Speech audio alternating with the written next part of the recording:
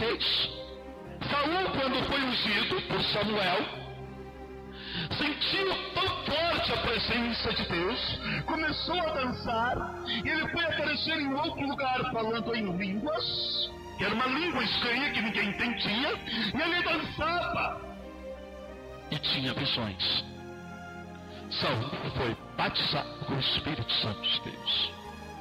Aí quando a gente vai um pouquinho mais longe, a gente começa a entender que até então somente reis, profetas, sacerdotes recebiam o som de Deus, recebiam o som do Espírito Santo.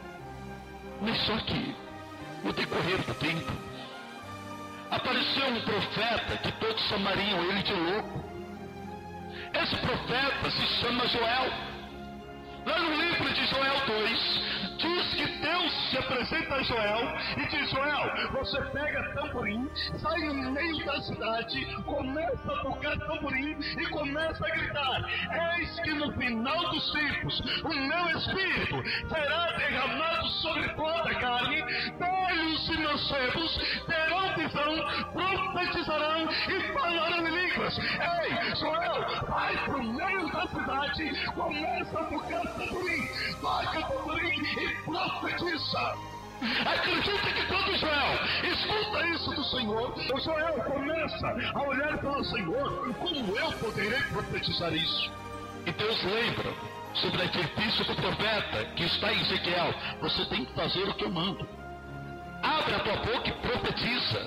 Abre a tua boca e fala aquilo que eu coloco, porque quem se responsabiliza sou eu. Quantas vezes Deus tem colocado algo em tua boca e você tem se calado? Quantas vezes Deus quer entregar algo e você tem se fechado? Ei, o que Deus tem te entregue, Deus vai te cobrar amanhã. Conforme está em Ezequiel 33. Enquanto Deus coloca em tua boca, é para você abrir a tua boca e falar. Se você segurar, olha que coisa tremenda, Deus vai cobrar o sangue da tua cabeça.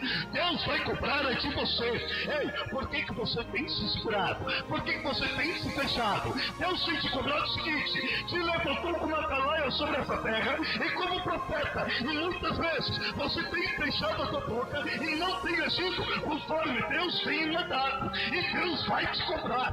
Não importa o que pensem ou o que deixem de pensar, o que importa é que você estará fazendo a obra do Senhor. Até quando Deus vai te cobrar? Até quando Deus vai te cobrar? Joel atuou conforme um profeta, saiu no meio da praça e profetizando. Muitos chamaram Joel de louco. Se passou por mais de 400 anos para concluir o livro de Atos 2. Muitos durante esses 400 anos questionaram a profecia de Joel.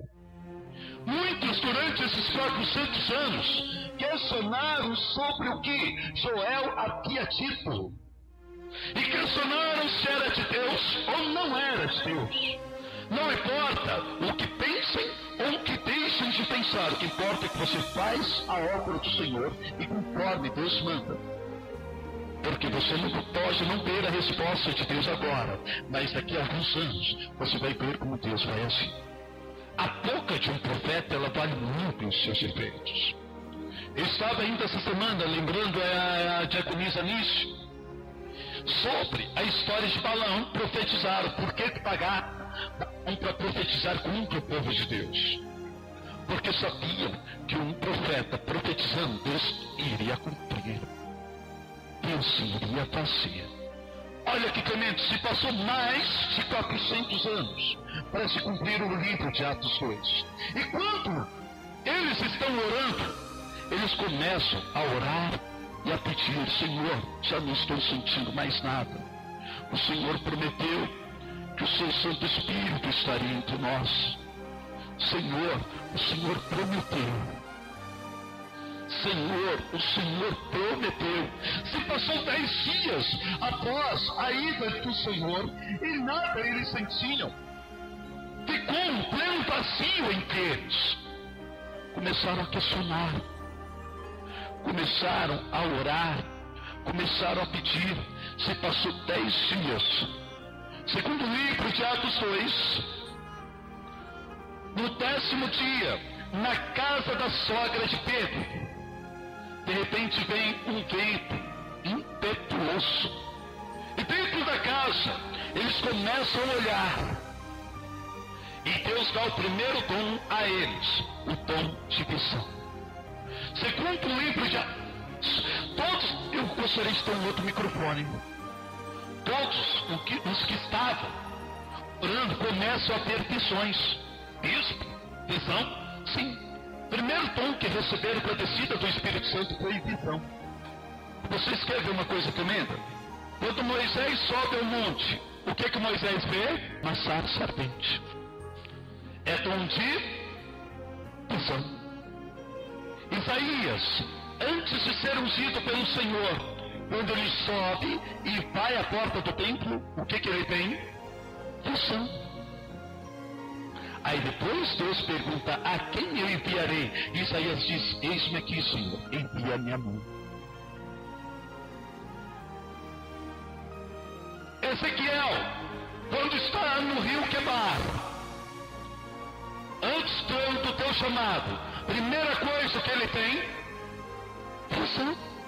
Livro de Atos 2, eles começam a orar, e primeira coisa que eles começam a ver, línguas repartidas como de fogo, voando sobre a cabeça de cada um. Primeira coisa que eles começam a ter, dom de visão. Aí tem muitos na igreja, olha que mente doentio de alguns. Irmã, a senhora está vendo coisa demoníaca, a senhora não é nem batizada com o Espírito Santo, a senhora nem falar em línguas fala, a senhora nem falar em línguas fala e está vendo coisa. Toma cuidado. Eu já vi isso acontecer. Eu vou contar até uma história minha. Eu com 15 anos de idade, primeiro dom que eu recebi foi o dom de visão. 3 anos de idade, minha mãe orava no círculo de oração e eu via anjos passeando sobre a igreja, com 3 anos de idade. Portanto, se você tem dom de visão, isso não é demoníaco, é dom de Deus. Ou melhor, me perdoe até, você não precisa falar em línguas. Batizar com o Espírito Santo, quando você recebe o primeiro dom, você já é. Me perdoe, o Espírito Santo está te visitando, te dando um dom, mas você só não tem o dom de línguas, que é um complemento. Estou certo, pastor José? Amém. Então preste atenção. Primeiro dom que eles recebem, como selo do batismo do Espírito Santo, é o dom da visão. Eles começam a ver línguas repartidas como de fogo. Mas olha que coisa tremenda. De repente, um começa a falar em línguas, outro começa a falar em línguas, e toda a casa é cheia do Espírito Santo, e eles começam a pular, profetizar.